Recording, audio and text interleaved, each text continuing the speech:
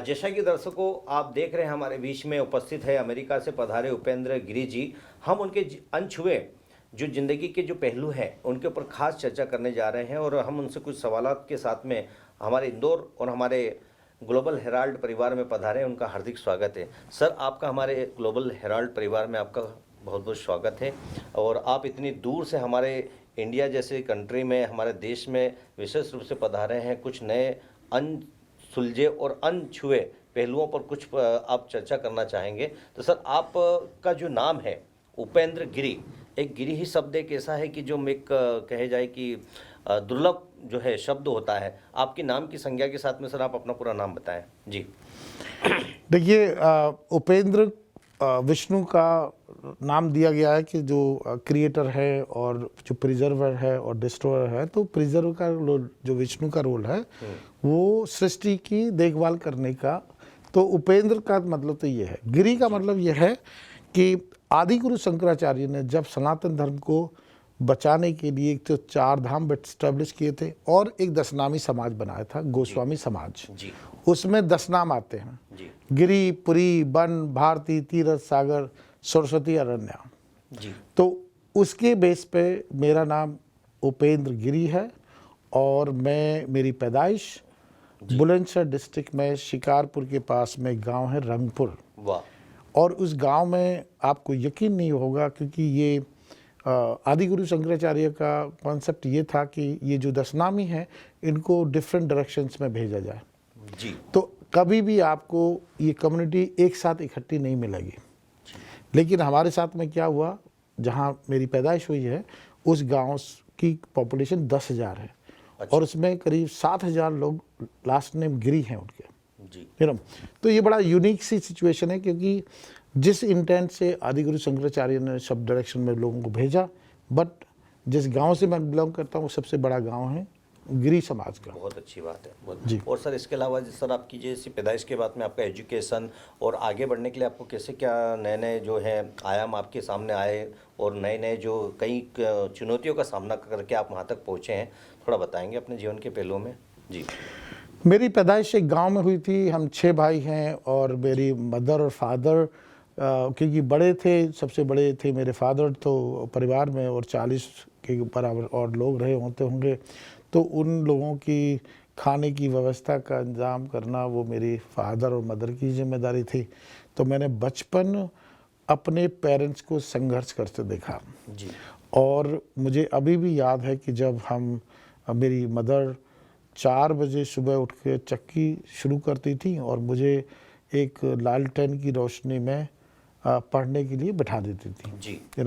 तो हमारी शुरू की एजुकेशन गांव से रही। तो 8वीं कक्षा तक हमने गांव से पढ़ाई किया और 9वीं 10वीं में हम शहर आ गए, बुलंदशहर जी। उसके बाद में बड़ा अच्छा हमने हाई स्कूल में किया 10th ग्रेड में। उसके बाद हमने सोचा कि हायर एजुकेशन के लिए दिल्ली जाया जाए। तो 11वीं 12वीं हमने दिल्ली से किया और उसके बाद में हमने जामिया मिलिया इस्लामिया, जो मुझे लगता है कि उस समय 83rd यूनिवर्सिटी थी इंडिया में, सेंट्रल यूनिवर्सिटी में। उस समय ये लगता था कि भाई कहाँ फंस गए, कहाँ आ गए, क्योंकि मैं वेटिंग लिस्ट में था। तो मैं बड़ा उत्साहित नहीं था उस समय। लेकिन जब मैं फाइनल ईयर तक पहुँचा तब मैंने देखा कि एक किताब मेरे हाथ लगी। उसका था नाम, बायोग्राफी थी लियाओ कोका की। एक बहुत बड़े थॉट लीडर रहे हैं दुनिया में, रिफॉर्मर रहे हैं दुनिया में। तो उस किताब ने मेरी ज़िंदगी बदल दी। उस किताब में जिक्र किया था किसी यूनिवर्सिटी का, यूएस की। तो हमें लगा कि कुछ हो ना हो, हमें पढ़ना वहीं से है जी। लेकिन वहाँ की पढ़ाई बड़ी महंगी थी साहब, स्पेशली जो एक गांव से ताल्लुक़ रखता हो और जहाँ पे बेसिक्स नहीं अवेलेबल हों, वहाँ पे 80-90 हज़ार डॉलर उस टाइम का किसके पास हो सकता है। तो फॉर्चुनेटली हमारी मुलाकात हमारी धर्मपत्नी से हुई, उनसे शादी हुई और यकीन मानिए मेरा इस कंट्री से, इंडिया से दूल्हे की विदाई हुई थी। अच्छा, 31 साल पहले। अच्छा, किस प्रकार से, हमारे दर्शक भी जानना चाहेंगे। दूल्हे की विदाई इन द सेंस कि जनरली आप सोचते हैं, सुनते हैं कि भाई बिटिया विदा होती है, लेकिन क्योंकि मुझे परदेश जाना था, किसी दूसरी भूमि में अपनी लाइफ को शुरू करना था, तो मुझे ऐसा लगा और घर वालों को भी ऐसा लगा कि ऐसा तो नहीं कि ये कभी दोबारा अपने भारतवर्ष लौटेगा या नहीं, क्योंकि जनरली क्या होता है कि जब लोग भारतवर्ष छोड़ते हैं और स्पेशली अमेरिका की लैंड पर लैंड करते हैं तो वो अधिकतर वहीं के होके रह जाते हैं। मेरे साथ में फॉर्चुनेटली ये नहीं रहा। मुझे लगा कि मेरे को अगर मेरी लाइफ का जो कॉलिंग है, जो पर्पस है, अगर वो पीपल एट लार्ज मासेस को इम्पैक्ट करना है तो मास का जो माध्यम है वो हिंदुस्तान से ही गुजरता है बड़े स्केल पे। तो अगर किसी चिराग से दुनिया को रोशन करना है तो उस चिराग की जो लौ है, लौ को जलने के लिए बाती और उसमें तेल का बहुत बड़ा रोल होता है। तो बाती हमारे संबंध हैं, हमारी जड़ें हैं, जो अगर हमारी जड़ें से हम टूट जाते हैं तो हम रोशनी नहीं दे सकते।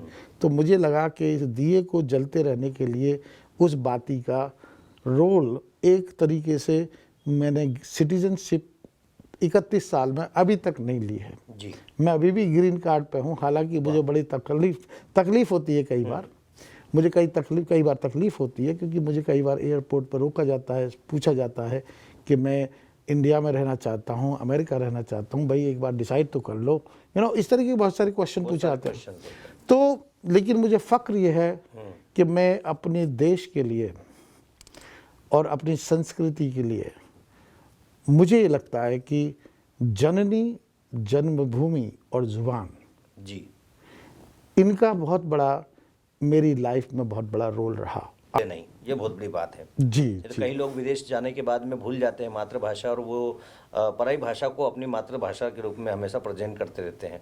लेकिन आपने जो मातृभूमि की इतने 31 साल से अधिक समय रहे, उसके लिए भी आपका बहुत बहुत धन्यवाद कि हमारी मातृभूमि और हमारी मातृभाषा को आप भूले नहीं सर। सर जैसे आज अभी 2023 का ग्लोबल समिट में आप उपस्थित हुए इंदौर, कैसा क्या रहा और क्या आपने कैसे क्या महसूस किया और कितने इन्वेस्टर्स आए और उनकी जो विचारधाराओं को कैसा समझा, और आपका भी जो आगे का जो विचार है वो बताइए सर कि अपन क्या करना चाहते हैं देश के लिए। देखिए, जहाँ तक सवाल है, दुनिया एक बड़े अजीब से पड़ाव पर है, ठीक ना। अब सोचिए कि गुड़गांव में आधे घंटे बारिश हो जाए, वो पूरे दिन का स्केड्यूल को डिस्टर्ब कर देता है। कोविड ने कुछ ऐसा ही किया जी। अब उस सिचुएशन में कुछ लोग उसको अपॉर्चुनिटी देखते हैं, कुछ उसको थ्रेट देखते हैं जी। मुझे ये लगता है, ये मेरा मानना है जी, कि इंडिया को विश्व गुरु बनने के लिए जी, मुझे लगता है ये बहुत बड़ी एक अपॉर्चुनिटी है जी जी। जबकि ग्लोबल वर्कफोर्स एजेड हो रहा है जी, हमारे पास यंग वर्कफोर्स अवेलेबल है जी। जब दुनिया में एक टैलेंट की कमी हो रही है, हमारे पास उभरता हुआ टैलेंट है, और जो युवा वर्ग है, अगर हम उसको डायरेक्शन दे पाए जी, उसकी मंजिल पर पहुंचने से कोई नहीं रोक सकता जी। सही बात। और इसमें भारत एक बहुत बड़ी एक भूमिका निभा सकता है। अब चाहे वो डिजिटल ट्रांसफॉर्मेशन का एरिया हो, अब देखिए हर जगह टेक्नोलॉजी घुसे जा रही है। जितना पेनिट्रेशन टेक्नोलॉजी का होगा उतना ऑटोमेशन होगा, और ऑटोमेशन के साथ क्या होगा कि आपकी जो इंटेलेक्चुअल प्रॉपर्टी है वो डेवलप होगी, वो ग्लोबल कंजम्पशन के लिए तैयार होगी। लेकिन उसके साथ चैलेंजेस भी आते हैं। जितना डिजिटल ट्रांसफॉर्मेशन होगा उतना ही हमें एक नए वर्कफोर्स की रिक्वायरमेंट बढ़ेगी। उसको मैं कहता हूँ साइबर सिक्योरिटी वर्कफोर्स जी जी।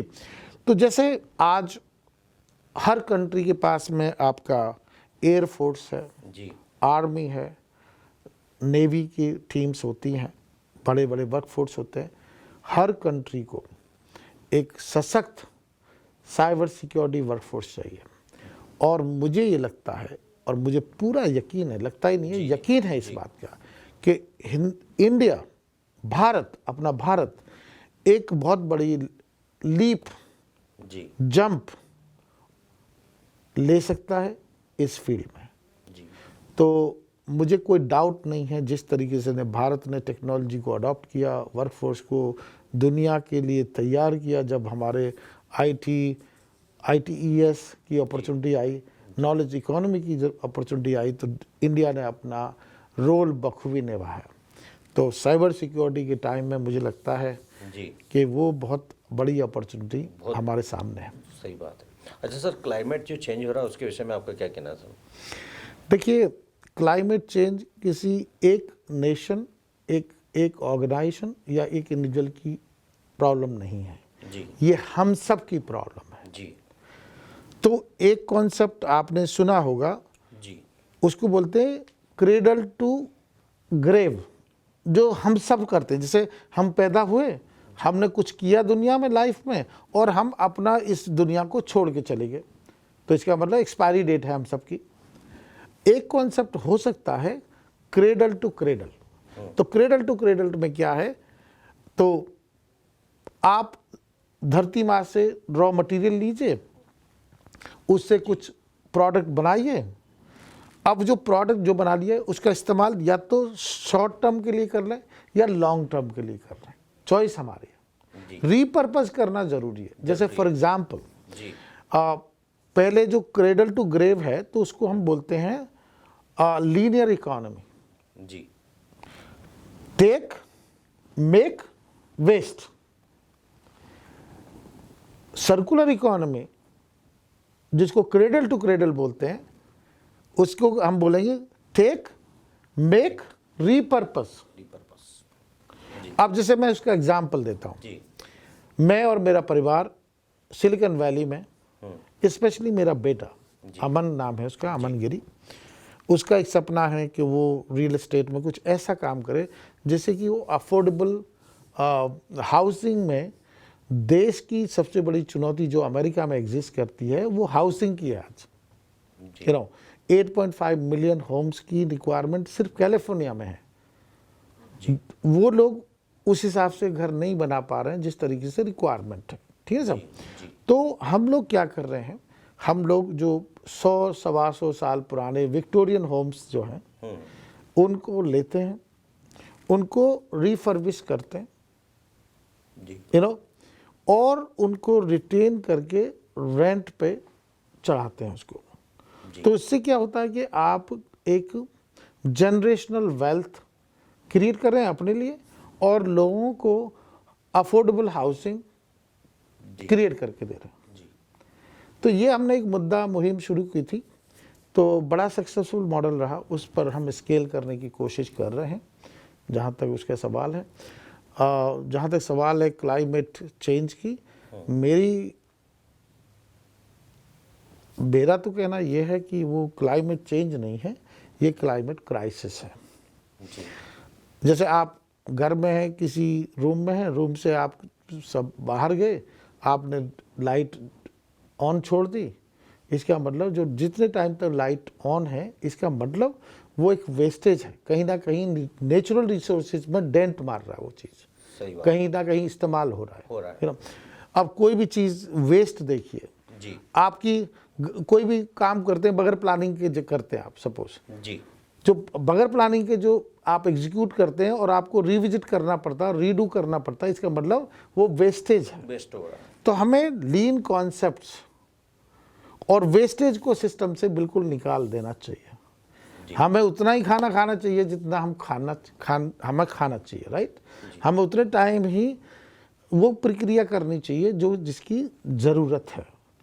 हमें कोई चीज़ वेस्ट नहीं करनी चाहिए। तो मेरा प्रयास यही रहता है कि मैं कुछ भी करूं, ये ज़रूर सोचूं उस मोमेंट पे कि ये मेरा एक्शन जो मैं ले रहा हूं वो धरती माता के फेवर में है या उसके अगेंस्ट है। हर एक क्षण हमारे पास अपॉर्चुनिटी होती है कि हम उसके बारे में सोचें। जब कॉन्शियस लेवल इतना बढ़ जाएगा, देखिए कितना बड़ा परिवर्तन दुनिया में आ सकता है।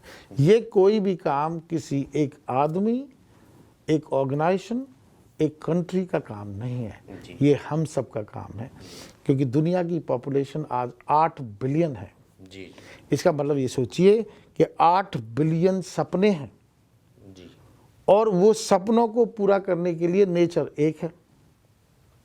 सही है। तो हम कैसे नई जनरेशन, जो आने वाली जनरेशन है, उसके लिए बेटर, सेफर और सस्टेनेबल फ्यूचर कैसे छोड़ें, ये हम सब का, जी ये हमारा जिम्मेदारी बनता है। ये हम सब की जिम्मेदारी बनती है कि हम फ्यूचर को कैसे, अपने नेक्स्ट आने वाली जनरेशन को कैसा फ्यूचर छोड़ते हैं। बहुत अच्छी बात है सर। आपको इस जैसे पूरे प्रदेश में राष्ट्रीय लेवल पर कहीं कहीं आपको जाना पड़ा होगा, देश विदेश आप घूमे हैं, कहीं बहुत सारे अवार्ड भी आपको मिले होंगे। तो सर आप बताएं कि किस प्रकार से आपको जो मेन अवार्ड मिला है, जिसकी खुशी हो या आपको सम्मान मिला, ऐसा कुछ बताएंगे?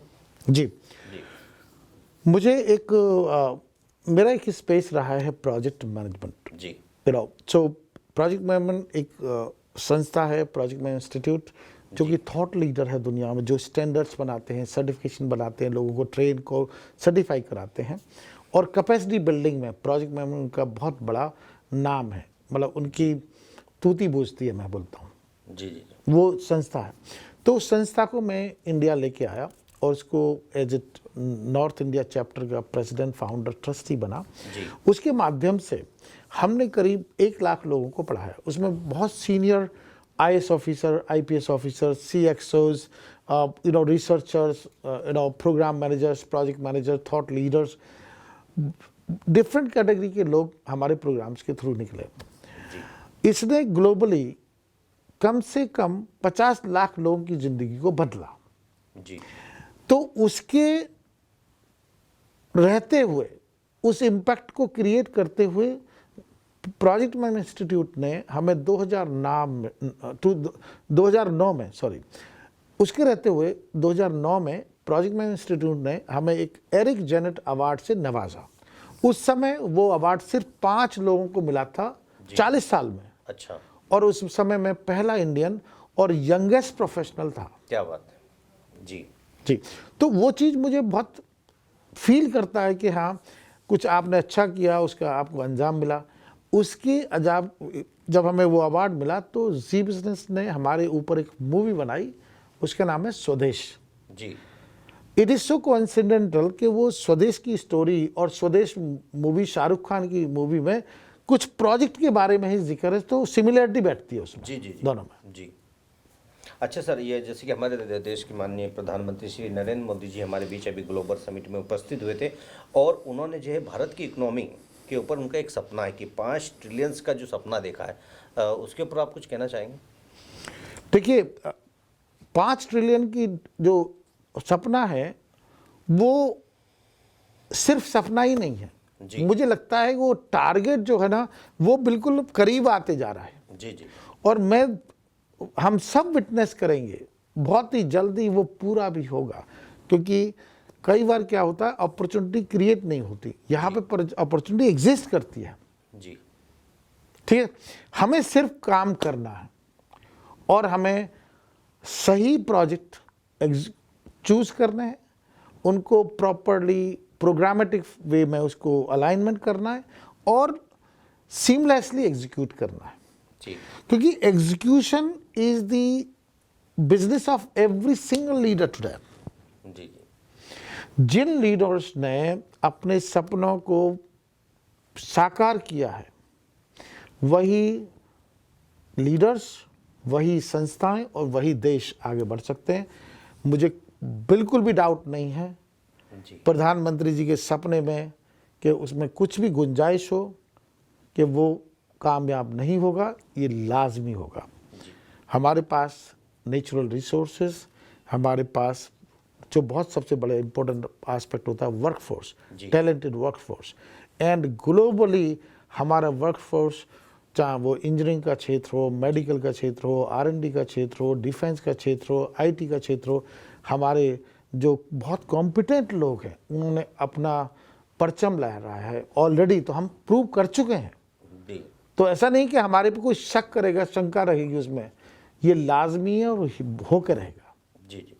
जैसे कि सर अभी अभी हमने देखा ग्लोबल समिट में काफ़ी कंपनियां शामिल हुई, कई बाहर के जो प्रवासी भारतीय सम्मेलन में उपस्थित हुए और बहुत ही सुंदर इस आयोजन का उन्होंने जो है आगाज़ किया और समापन भी हुआ है। तो सर आप इस आयोजन के साथ में हमारे इंदौर की भी जनता को आप स्वच्छता में कहे जाए कि नंबर 1 वापस माननीय प्रधानमंत्री जी द्वारा उन्हें सम्मानित किया गया, इस विषय के साथ में सर बताएंगे जी। देखिए, मैं इंदौर, ये मेरा तीसरा ट्रिप है। मैं आया था 2004 में, 2005-06 की बात होगी, लेकिन इस बार इंदौर ने मेरा दिल चुरा लिया। क्या बात है जी जी। स्वस्थ, एक तो मोदी जी का जो आह्वान शुरू हुआ था जी स्वच्छ भारत, जी मुझे लगता है कि वो इतनी डीपली रूटेड है हमारे सिस्टम में। मैं ढूंढ रहा था सड़कों पे कि मुझे पॉलीथीन की थैली कहीं नजर आ जाए, अच्छा मुझे दिखी नहीं। अच्छा कोई पेपर टेप उस पर नजर आ जाए, इस रोड पर मुझे दिखाई नहीं। मैंने कई लोगों को तो ऐसे देखा, मेरे एक सज्जन है, बड़े अच्छे मित्र हैं, उन्होंने अपने जेब में अपना यूज़ किया हुआ नैपकिन रखे रहे बहुत देर तक, जब तक उनको डस्टबिन नहीं मिली तब तक उन्होंने उसको थ्रो नहीं किया उसको। क्या बात है सर, है ना। तो एक का बात तो ये कि स्वच्छता के रूप में। दूसरा मुझे बहुत भाया कि यहाँ पे जो लोग हैं ना, वो स्वास्थ्य को लेके बड़े कॉन्शियस हैं, कॉन्सेप्ट गंभीर रहते हैं। मैं जब यहाँ एयरपोर्ट मैं जब यहाँ पे रुका हुआ था साया जी होटल में, उसके बगल में मेघदूत पार्क है, तो मैं सुबह सुबह ऐसे ही निकला, देखा कि वहाँ पे कई ग्रुप्स बड़े बड़े म्यूजिक के साथ में एरोबिक्स कर रहे हैं सुबह सुबह जी। तो मैं दंग रह गया कि इतनी जागरूकता स्वास्थ्य को लेके, और वो फ्री सर्विस है। कोई भी आदमी जाए वहाँ पे ज्वाइन करिए, आप इतना इन्वॉल्व हो जाएंगे जी जी। तो मुझे वो बहुत। तीसरी चीज़ जो बहुत यहाँ की खास चीज़ है, ऑफ कोर्स यहाँ का जो पकवान है। वाह वाह, खाने पीने के मामले में माननीय प्रधानमंत्री और शिवराज जी ने बोला कि स्वाद में भी नंबर 1 इंदौर। जी, स्वाद में तो मैं तो 4 किलो वजन बढ़ा के जा रहा हूँ सर। अच्छा अच्छा अच्छा, हाँ, क्या बात है। तो मतलब ये इसको अच्छा बोलूँ या बुरा बोलूँ, क्योंकि मेरी जुबान रुक ही नहीं पाई। अच्छा। क्योंकि इतनी वैरायटी, इतना अच्छा स्वाद, मैं रोक ही नहीं पाया अपने आप को। जी जी। तो मैं तो कायल हो गया हूँ इंदौर का। जी सर, हमारे ग्लोबल हेराल्ड परिवार के लिए भी आप कुछ अंत में कुछ कहना चाहेंगे, जो आप हमारे स्टूडियो पधारे, और हमारे आदरणीय संपादक मुद्दा विष्णु गोयल जी के लिए भी, जो इन्होंने यहाँ पर जो है बहुत ही अच्छा इस इंटरव्यू को सफल बनाने में उन्होंने सहयोग प्रदान किया है। सर बधाई देंगे जी। देखिए, नेशनल हेराल्ड और ग्लोबल हेराल्ड जो फैमिली है, एक बड़ा परिवार है जिसकी सोच बहुत बड़ी है, जिसकी सोच ग्लोबल है। ठीक है। और जहाँ तक सवाल है आपके लीडर का, जी जी, ऐसे बहुत कम लीडर मिलेंगे आपको जो अपने लोगों को साथ लेके चलते हैं। देखिए, लीडर के 3 ट्रेट होते हैं जो मुझे उनमें दिखे जी। एक तो लीडर होता है विजनरी, जिसको विजन है कहीं जाने की, कहीं पहुंचने की। एक दूसरा है कि उस विजन को अपने लोगों को कम्युनिकेट करे, जिससे कि विजन हर आदमी का मिशन बन जाए जी। तो वो मैंने देखा उनमें जी। और वो एक और ख़ास चीज़ देखी, वो आदमी, वो इंसान, वो लीडर ऐसे हैं कि जो एक पद्धति पे काम करते हैं, जैसे अपनी विजन तक पहुंचने के लिए लोगों को साथ लेके चले, उनको रौंदे नहीं जी जी। ये मैंने आपके लीडर्स में देखा साहब जी जी।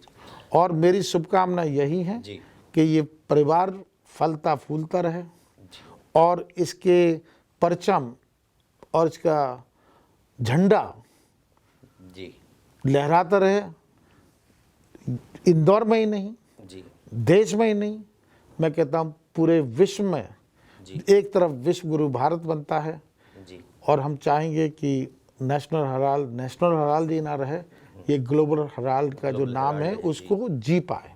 जी जी जी। बहुत बहुत धन्यवाद सर। जैसा कि तमाम दर्शकों का मैं स्वागत करता हूं फिर एक बार और आभार व्यक्त करता हूं कि आज हमारे बीच उपेंद्र गिरी जी उपस्थित हुए और हमारे ग्लोबल हेराल्ड परिवार की ओर से उनका हमारे स्टूडियो में पधारने के लिए धन्यवाद। मैं विजय कुशवाहा, ग्लोबल हेराल्ड इंदौर से।